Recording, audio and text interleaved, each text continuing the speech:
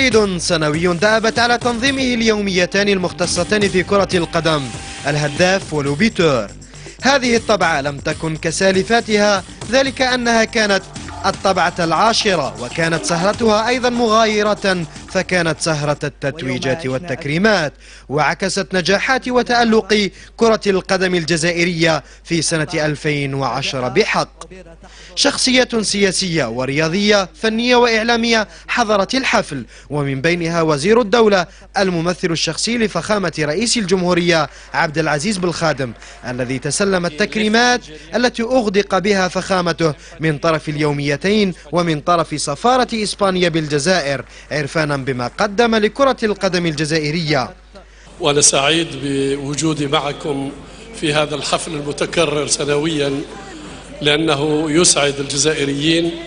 وعندما رأيت عنتر يحيى يصعد المنصة تذكرت هذه الأمسية، حيث لو قيس صوت الجزائريين من أقصى الشرق إلى أقصى الغرب لسمع هذا الصوت في السويد وفي جنوب إفريقيا.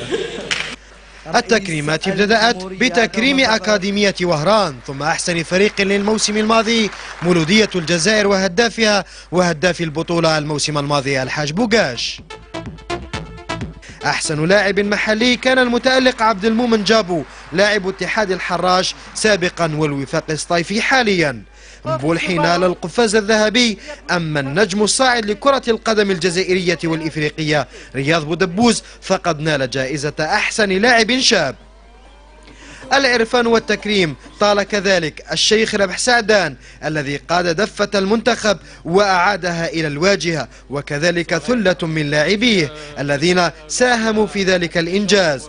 والوقفة كانت كذلك مع عائلات الذين غادرونا هذه السنة، عويس، عنان وبهمان رحمهم الله. كوليبالي إدريسا بدوره كان أحسن لاعب أجنبي، وهدف عنتر يحيى في مرمى الحضري استوجب التكريم أيضا وبأيدي صاحب الكعب الذهبي ربح ماجار. الفنان الذي اشتاق وحن لإبداعاته المنتخب وعشاقه مغني كان حاضرا أيضا في تكريم خاص. أما ضيف شرف هذه الطبعة فقد كان نجم الكرة الإسبانية وريال مدريد سابقا ونائب رئيس ريال مدريد حاليا إيميليو بوتراغوينيو، الذي حظي بتكريم خاص وبحضور نجوم الرياضة الجزائرية الذي عبر عن حبها بشدة.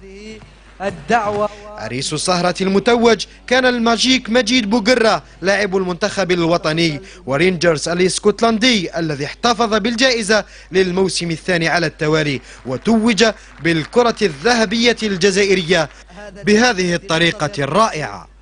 المؤسسة العمومية للتلفزيون الجزائري والوطنية للاتصالات كرمتا نظير وقوفهما إلى جانب كرة القدم الجزائرية.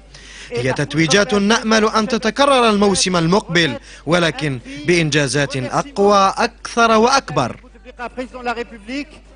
وجهتنا الآن فنية.